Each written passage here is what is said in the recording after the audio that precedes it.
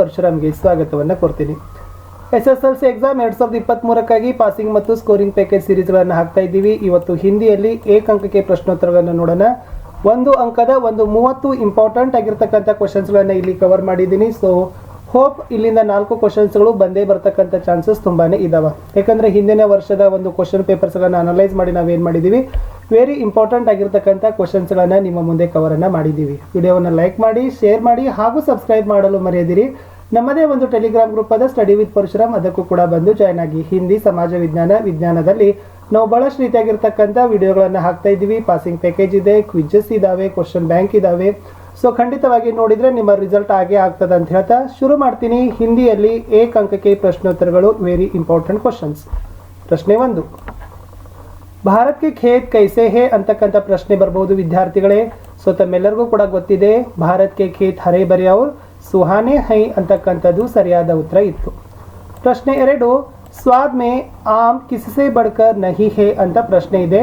So ಇದು ಕಾಶ್ಮೀರಿ ಸೇಬ್ದ ಒಂದು question ಇತ್ತು, ವೆರಿ ಇಂಪಾರ್ಟೆಂಟ್ ಇತ್ತು.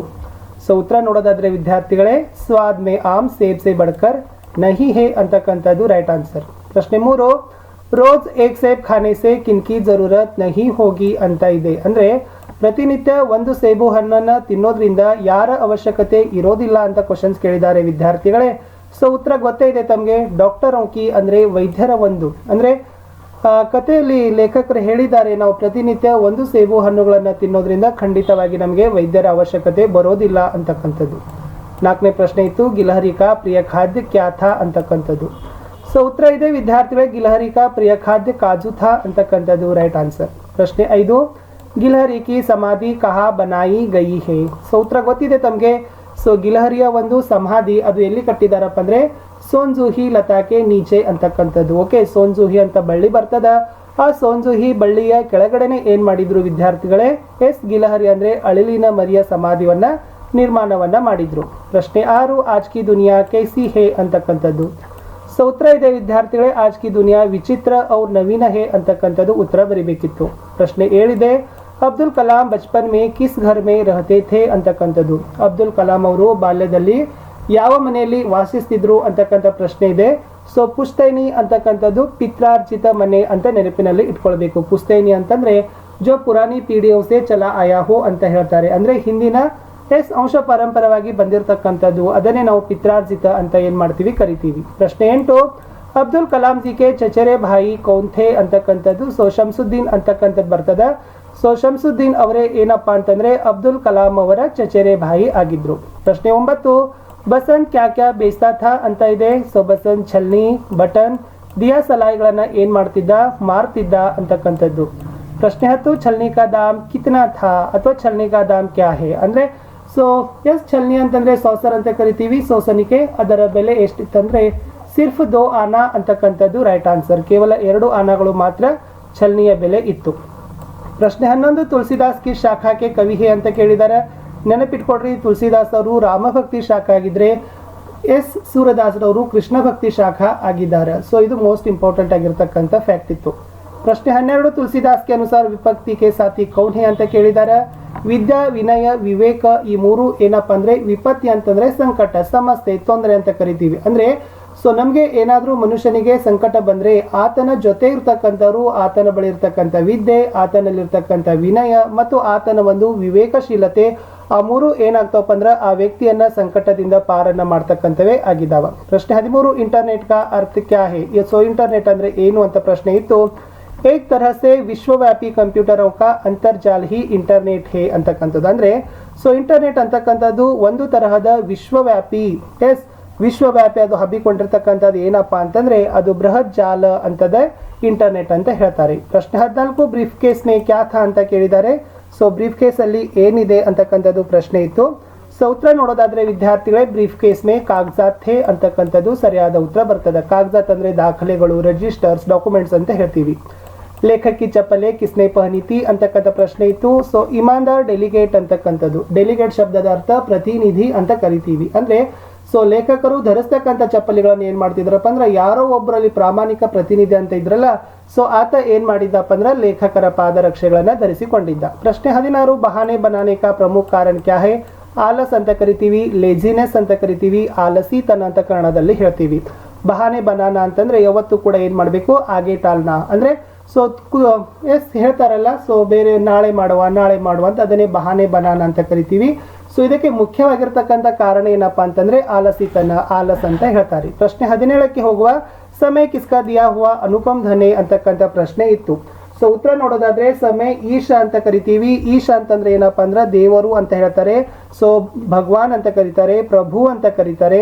ಸೊ ಸಮಯ ಅಂತಕ್ಕಂಥದ್ದು ಈಶ್ವರರು ಕೊಟ್ಟಿರ್ತಕ್ಕಂಥ ಒಂದು ಅಮೂಲ್ಯವಾದ ಕೊಡುಗೆ ಅಂತ ಹೇಳ್ತೀವಿ. ಬಿಚೇಂದ್ರಿಕೆ ಮಾತಾ ಪಿತಾ ಕೌಂತೆ ಅಂತ ಪ್ರಶ್ನೆ ಇತ್ತು.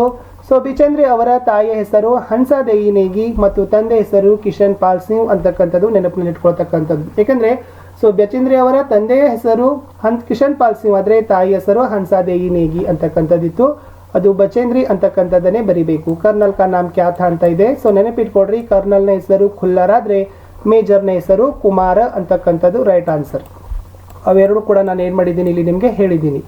ಸೊ ಮುಂದಿನ ಪ್ರಶ್ನೆ ಇತ್ತು ಪ್ರಶ್ನೆ 20. ವರ್ಷೋं से सक्सेना के परिवार में कौन काम कर रहा था? ಎಸ್, ಸೊ ಬಹಳಷ್ಟು ವರ್ಷಾನುಗಟ್ಲೆ ಸಕ್ಸೇನಾ ಅವರ ಮನೆತನದಲ್ಲಿ ಯಾರು ಕೆಲಸ ಮಾಡ್ತಾ ಇದ್ರು ಅಂತ ಪ್ರಶ್ನೆ ಬಂದ್ರ ಸೊ ಉತ್ತರ ಏನ್ ಬರೀತೀರಿ, ಸಾಧುರಾಮ್ ಅಂತಕ್ಕಂಥ ಒಬ್ಬ ವ್ಯಕ್ತಿ ಎಸ್ ಬಹಳ ವರ್ಷಗಟ್ಲೆ ಏನಾಗಿದ್ದಪ್ಪ ಅಂದ್ರೆ ಸಕ್ಸೇನಾ ಅವರ ಕುಟುಂಬದಲ್ಲಿ ಕೆಲಸವನ್ನ ಮಾಡ್ತಕ್ಕಂಥ ನೌಕರನ ಆಗಿದ್ದ. ಸಿಂಗಾಪುರ್ ಆದಿವಾಸಿ ಕಹಾ ರಹತೆ ಥೇ?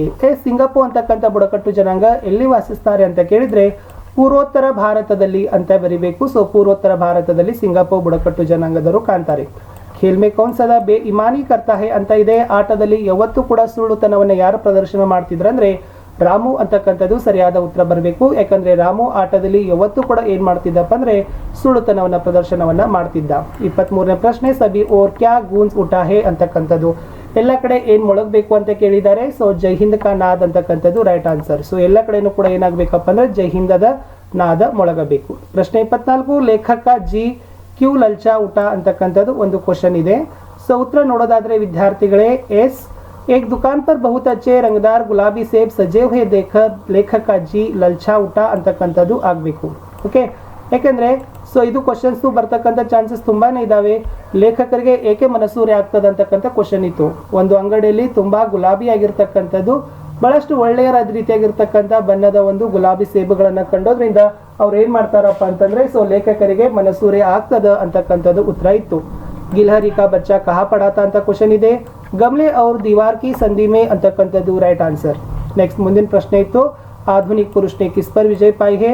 ಪ್ರಕೃತಿ ಅಂತ ಉತ್ತರ ಬರ್ತದ. ಸೊ ಆಧುನಿಕ ಪುರುಷ ಪ್ರಕೃತಿಯ ಮೇಲೆ ವಿಜಯವನ್ನ ಪಡೆದಿದ್ದಾನ.